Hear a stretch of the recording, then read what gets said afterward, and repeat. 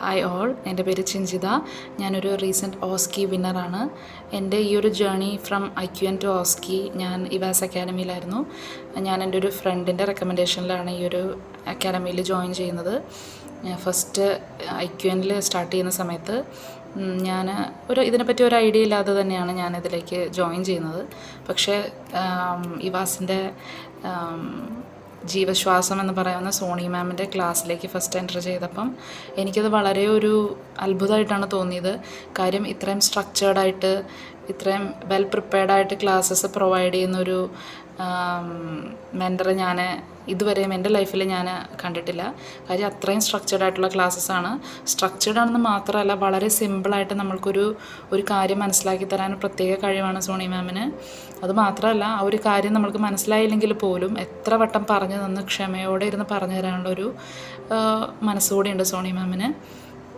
അപ്പോൾ എനിക്ക് നഴ്സിംഗ് പഠിച്ചിരുന്നപ്പം അറിയില്ലാത്ത പല തിയറീസും ഈ ഒരു ക്ലാസ്സിൽ ജോയിൻ ചെയ്തപ്പോൾ എനിക്ക് വളരെ സിമ്പിളായിട്ട് മനസ്സിലാക്കാൻ സാധിച്ചു.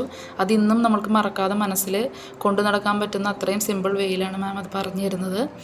അപ്പം പിന്നെ അത് മാത്രമല്ല, ഞാൻ IQN എക്സാമിന് പോകുന്ന സമയത്താണെങ്കിലും മാമിനെ മെസ്സേജ് ചെയ്യാനും ഓരോ സെൻറ്ററിലെത്തിയപ്പോഴാണെങ്കിലും എൻ്റെ ടെൻഷൻസ് ആണെങ്കിലും ഡൗട്ട്സ് ആണെങ്കിലും ഒക്കെ മെസ്സേജ് ചെയ്യുമ്പം അപ്പോൾ തന്നെ എനിക്ക് റിപ്ലൈ തരാനും അതെനിക്ക് വളരെ റിലീഫ് കിട്ടിയിട്ടുണ്ട്.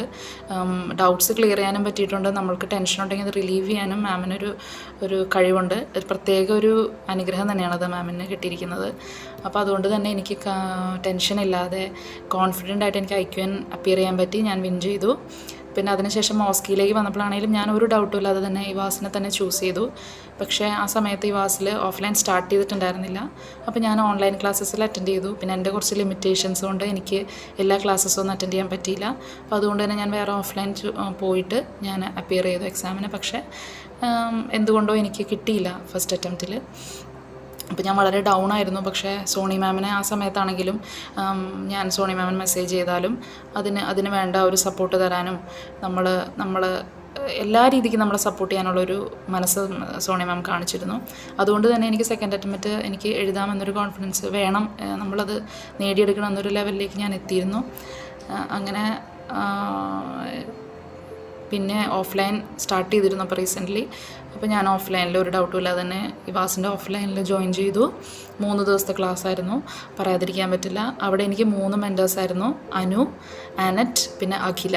ഇവർ 3 പേരും വളരെ വളരെ ഡെഡിക്കേഷനോടുകൂടെ നമ്മളെ ഒരു കാൻഡിഡേറ്റിനെ കിട്ടിക്കഴിഞ്ഞാൽ എത്രമാത്രം അവരെ പ്രിപ്പയർ ചെയ്യിപ്പിക്കാൻ പറ്റുമോ അത്രമാത്രം ഇൻഡിവിജ്വലായിട്ട് ഫോക്കസ് തന്ന് പ്രിപ്പയർ ചെയ്ത് മോക്ക് ടെസ്റ്റുകളൊക്കെ പോയിട്ട് നമ്മളെ പ്രിപ്പയർ